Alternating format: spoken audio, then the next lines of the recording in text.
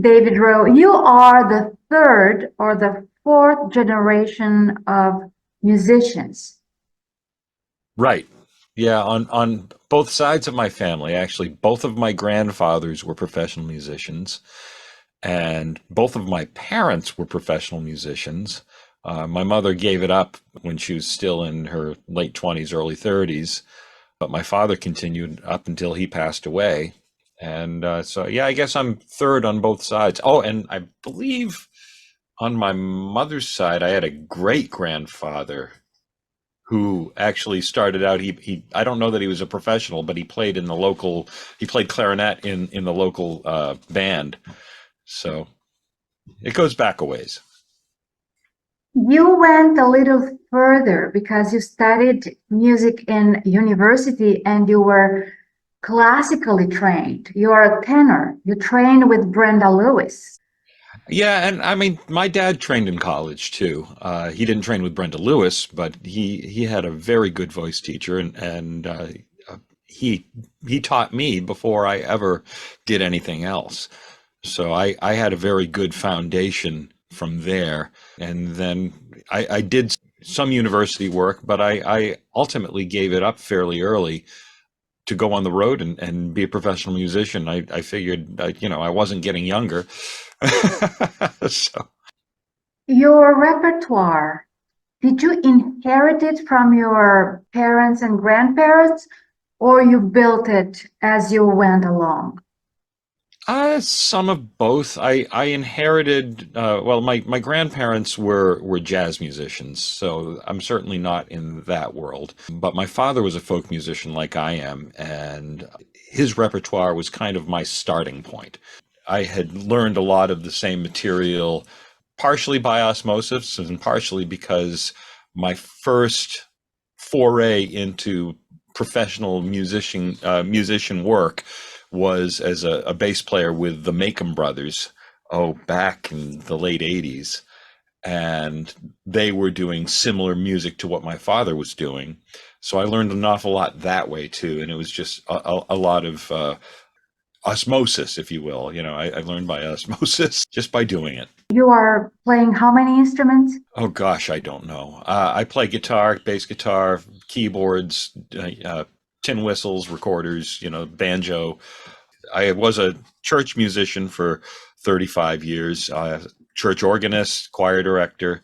So I've worn a lot of hats through the years. It's really been interesting.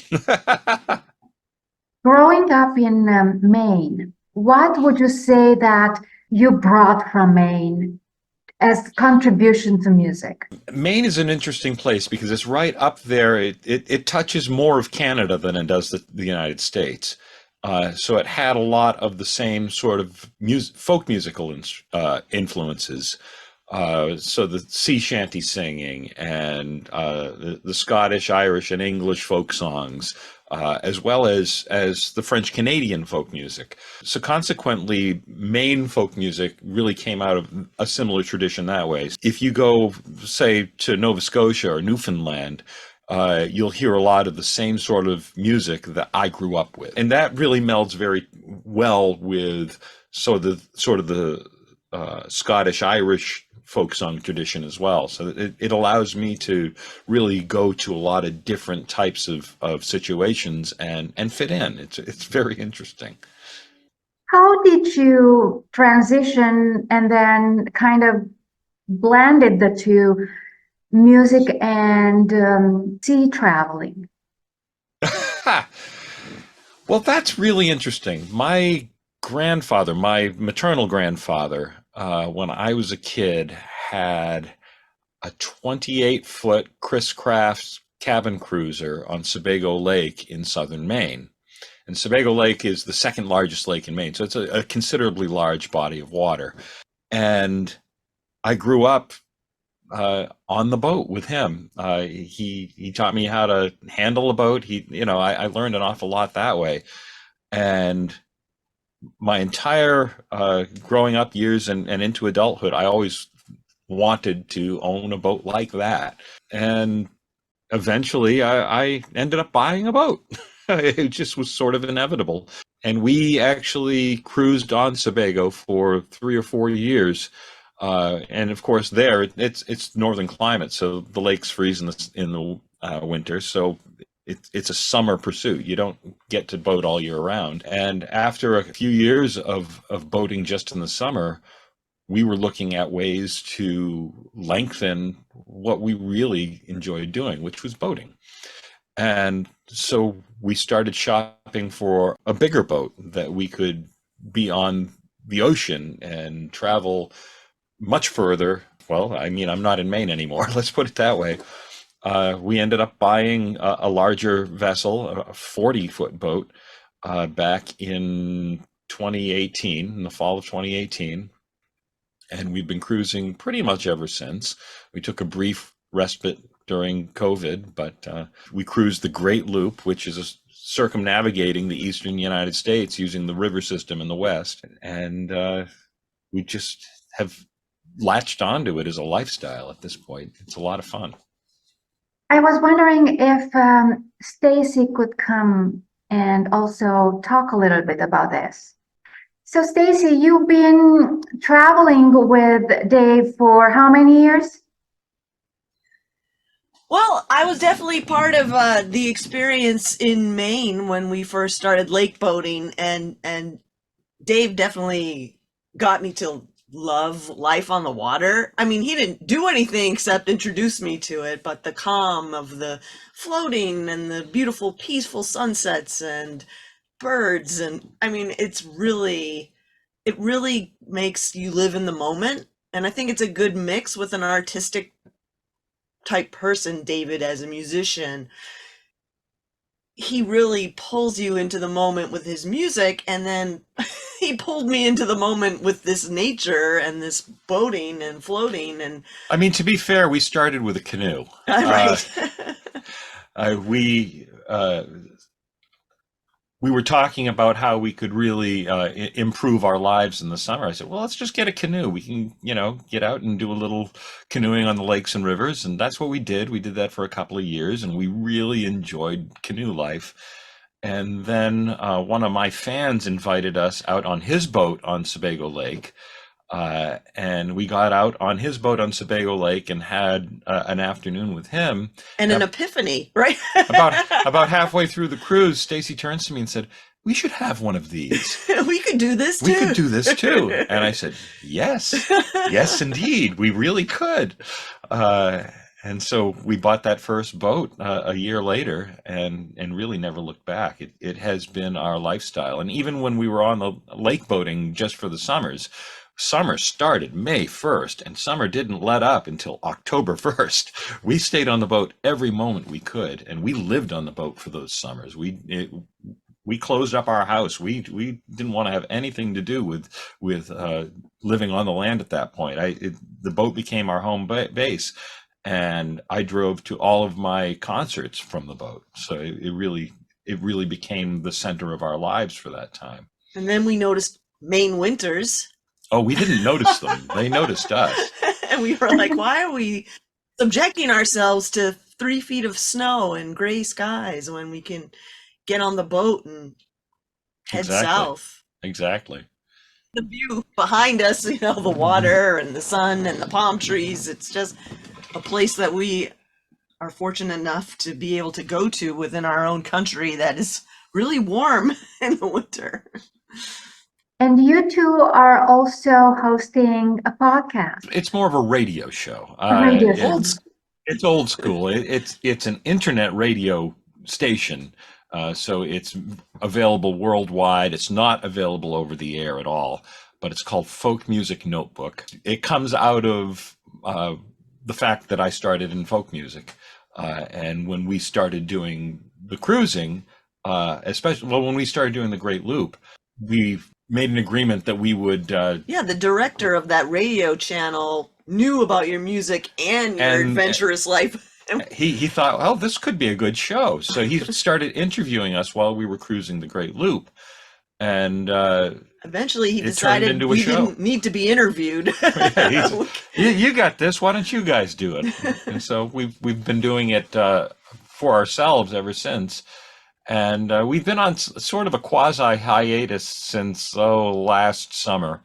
We just decided, because we've been sitting here in one place for the better part of a year, that we would not do the show quite as often. So we've been doing it once a month for the last few months. And come this March, we're actually going to get underway again and start cruising again. And we're going to go back to a weekly show format at that point. It's a lot of fun. It's actually airing in 45 minutes. First Thursday of the month. First Thursday of the month. I noticed that in your show, you promote musicians from Maine, which is very nice of you. I promote musicians I like, and I know a lot of great musicians in Maine. Today's show, I'm trying to think. I think You had a whole David section. there was a whole section of people named David in this show, Musicians. and I don't think any of them except me were from Maine. You know, we pick our themes. What are your projects for 2024? Oh, that's complicated because I don't really know. I have a recording I'd like to complete. I intended to complete it last year, but I didn't complete it, and I intended to complete it the year before that, but I didn't complete it. Releasing a recording these days is very difficult. It's very expensive, and there is really no payback. I mean, you can't sell enough CDs anymore to actually pay to make a CD. So it's a labor of love at that point.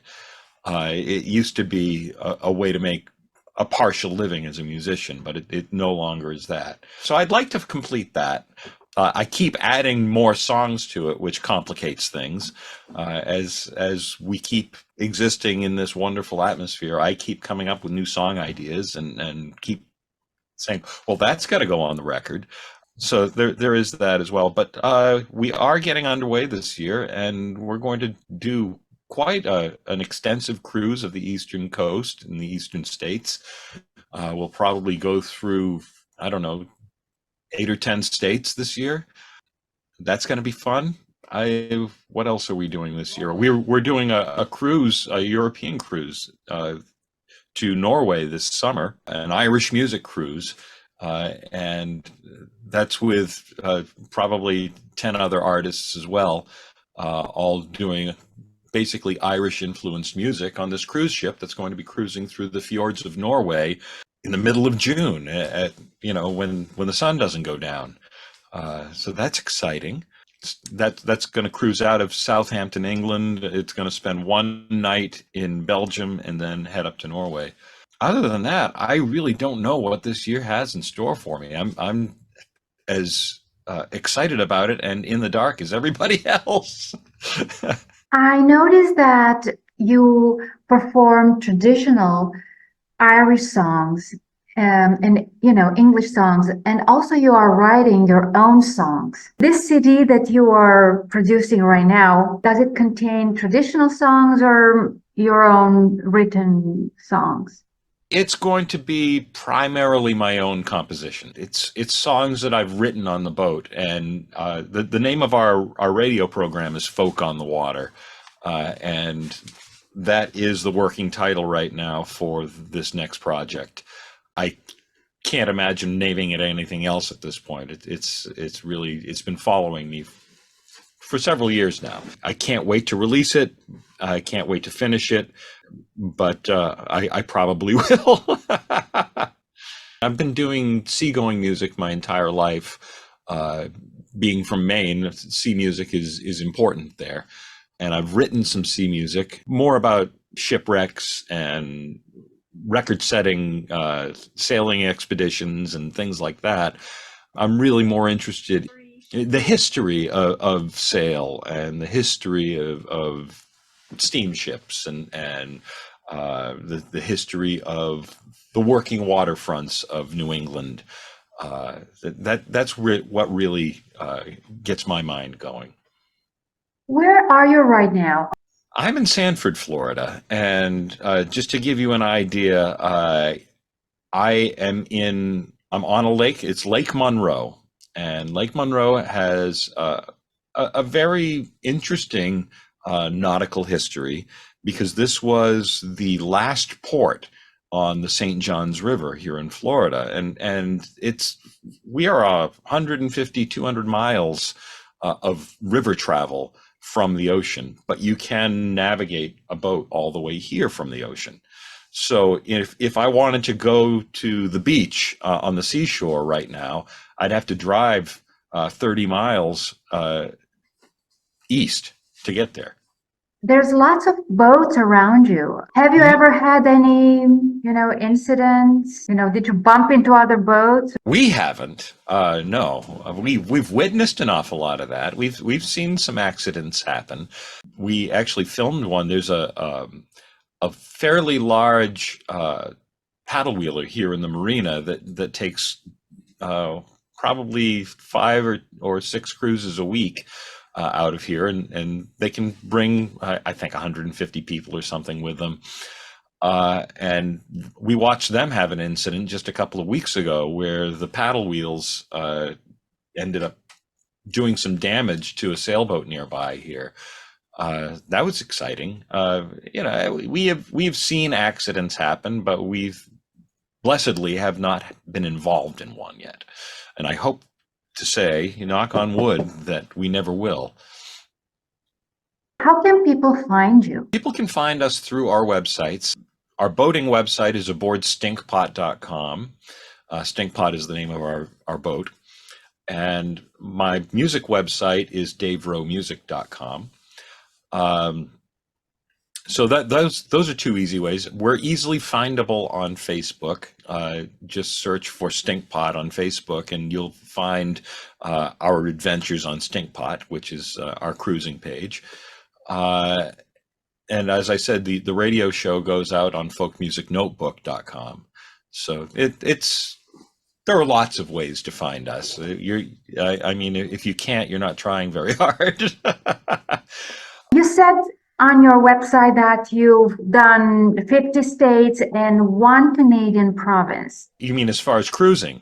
Yes. We cruised through Ontario.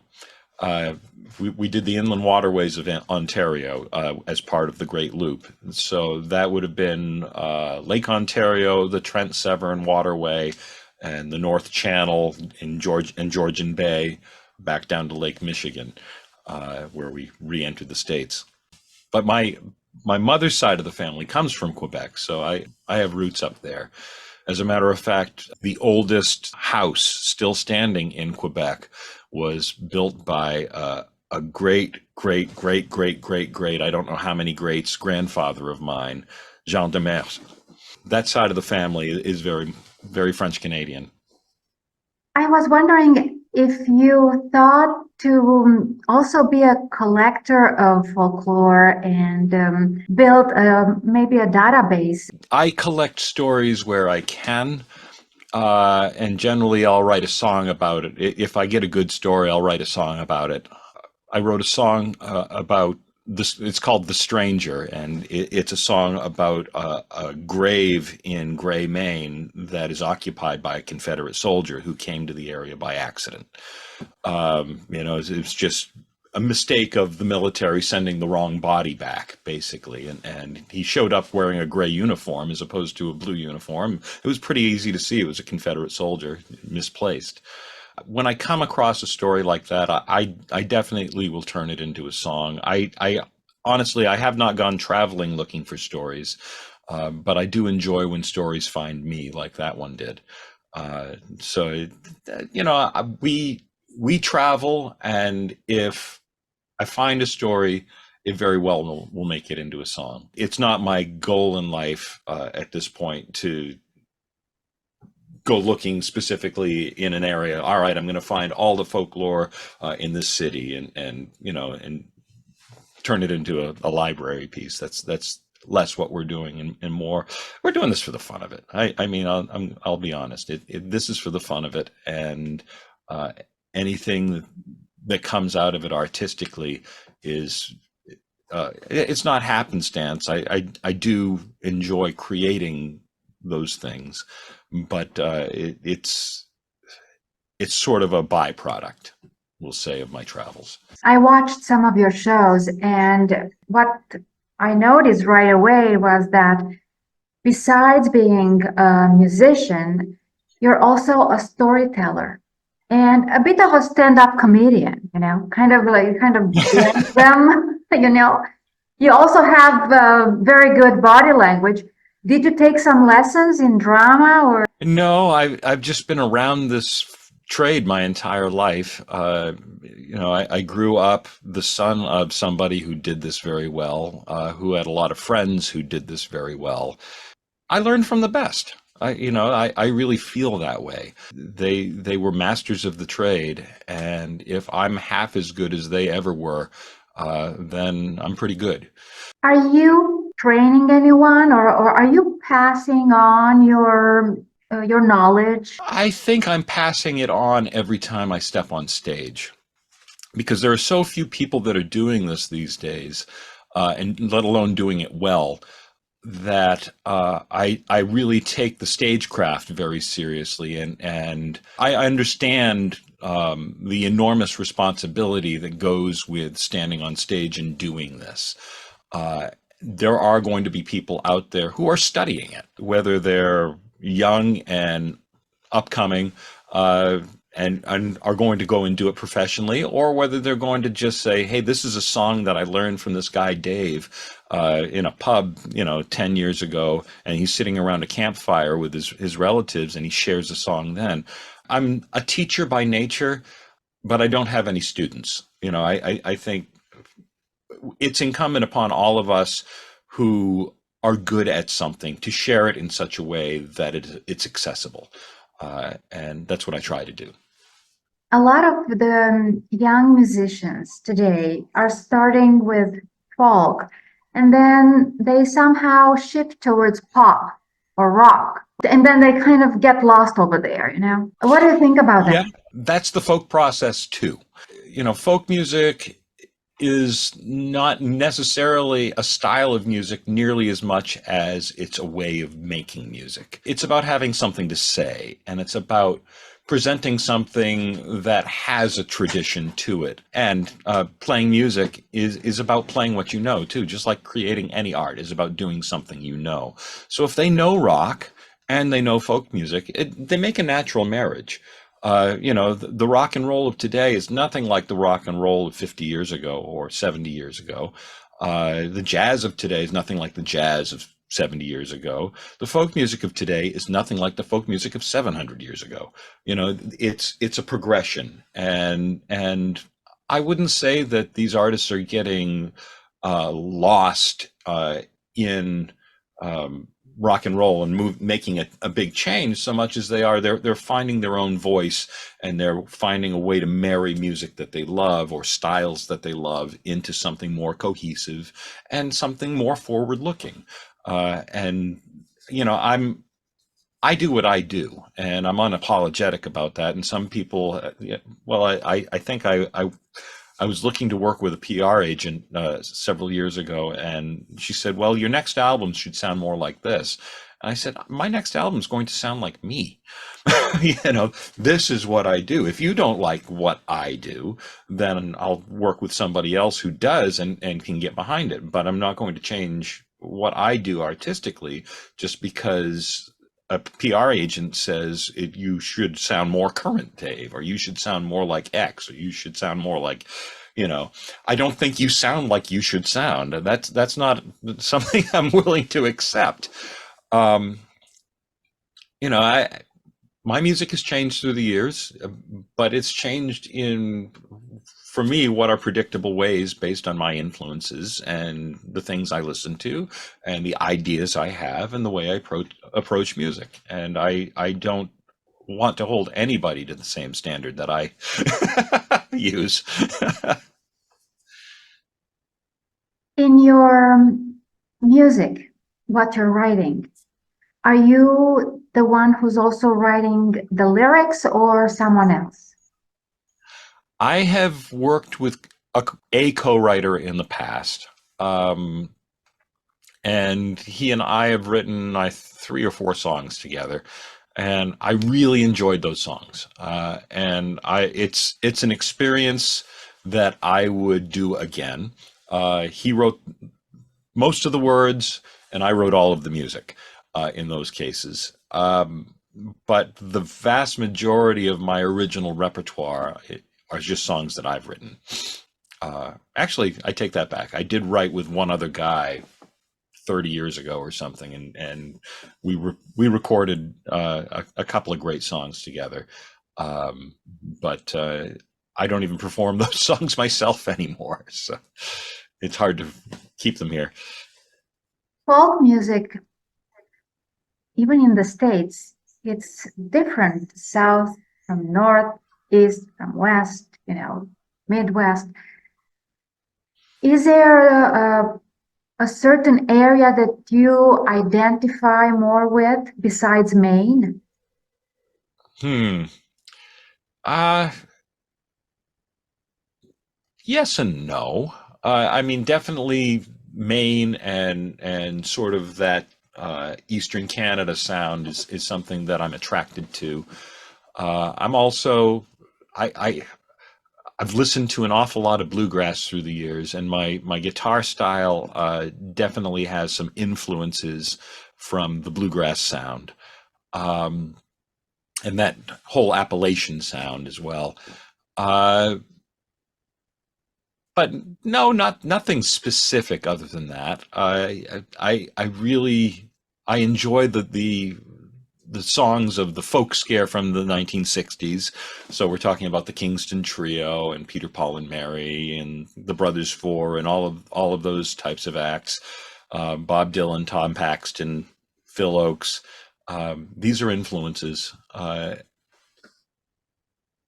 But as far as saying this is a specific style that I adhere to, I really, I'm as influenced by the rock and roll of the 60s and 70s and 80s as I am by the folk music of the 50s, 60s, and 70s. So, yeah, it's a mixed bag like anybody else. I mean, there isn't anybody playing music anywhere in the English speaking world today that can't say that they have been influenced at least a little bit by the Beatles. You just can't say that. What I do probably would not exist without all of it that came before. And take any one of those influences out of there, and any one of my songs might sound a good deal different.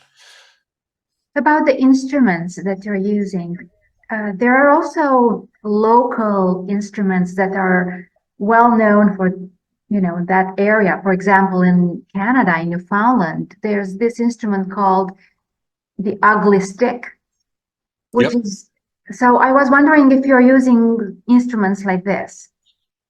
I mean, the most regional specific instrument that I play really is the Irish tin whistle. And I'm really not, other than that, doing anything that dips into that sort of regional esoteria like the ugly stick does. I mean, the ugly stick uh, is quite an instrument. For those that don't know, it's like a cane or a shillelagh that people, that it.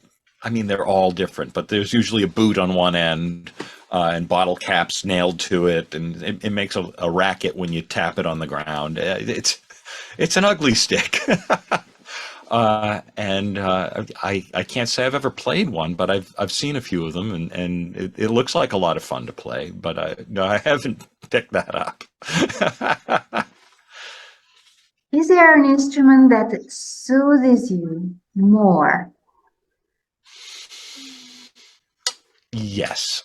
If I am in kind of a funk, if I'm feeling down or sad, uh, I will gravitate first to the piano. And if there's not a piano around, I probably will pick up a guitar and noodle on the guitar. Um, when I had ready access to a pipe organ when I was a church musician, sometimes I would just go into a church at night when it's dark and close, lock the place up, lock myself inside, and pull out all the stops and just lean on it. And see what kind of wild sounds wanted to come out of it and soothe me that way. Um, but yeah, I definitely, in melancholy moments, will pick up an instrument like that, and just at that point, I'm just looking to turn my feelings into sound. If I'm happy, I want to entertain people, So then I'm going to be probably wearing my guitar and wearing a smile and having a couple of beers with people and singing some songs. Are you planning any shows this month before that cruise that you're taking? I have a few shows.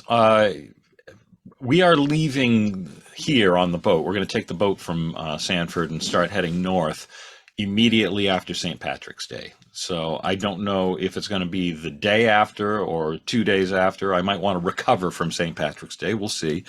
Uh, but up until then, I'm playing weekly at a pub here in town, and a pub owner in Daytona Beach just called me and said, "Would you come play for me?" I'll probably do a few shows there as well. But I'll take it as it comes. I have a handful of shows before we drop lines, and then I probably won't see a stage again until we are on the cruise in Norway, having a great time in June. And at that point, I'm just going to be wearing my captain's hat for a few months, which is going to feel great because we have not, the boat hasn't moved in a while, and we do love cruising. So this is, I really can't wait to drop lines and go, to be honest. I love performing, but I love boating every bit as much, if not more. So I'm feeling itchy. Let's put it that way. I have a question about your voice. You are a tenor, and I'm sure you must have had models. Who was your model as a tenor? As a tenor, well, I really enjoyed Luciano Pavarotti. I just loved it, the way he approached a note and the way he seemed to be able to come from above a really high note and land on it so it's perfectly in tune. Um, I'm by no means an opera singer, though I did a fair amount of that style of music when I was coming up learning. Um, but it was really the ease with which he sang. And when I say ease, he made it look easy, but what he was doing was really freaking hard. Um, and his interpretation of Nessun Dorma, for instance, just slays me to this day. Or during we just came out of the holiday season, and his interpretation of "O Holy Night," Minuit Chrétien. I mean, he just. I'm getting goosebumps right now just thinking about it. So, yeah, that as a singer goes, as just somebody who knew how to use this instrument well, I don't think that there was anybody who was much greater. As a folk singer, or as somebody who crossed into folk music and who was a great singer in his own right, and really knew how to not only write a song but really produce vocally. I don't think he could do much better than Dan Fogelberg. He really was such a great musician and a great singer. But he also, like me, came from a musical family. His father was the leader of the band. I mean, he was a local band director, wind ensemble director. So I feel a great kinship with people like that who probably found their way, like me, into music less by accident and more by direct contact with some really talented musicians. Sort of by accident, about a year and a half ago, we were on the boat up in northern Chesapeake Bay in a city called Havre de Grace, which they don't know how to pronounce it there, but I'm not going to tell them how to pronounce their own city. It was actually was named um, after the half. And at any rate, we were in the marina there, and I came to become acquainted with an app developer in town there, and he was making a boating app. And we became friends. And fast forward about 6 months, and I found myself going to boat shows with him and helping him with the app. And now I am consulting with him, trying to improve and promote this boating app called Argo. And that's available in the Apple App Store and on the Google Play Store.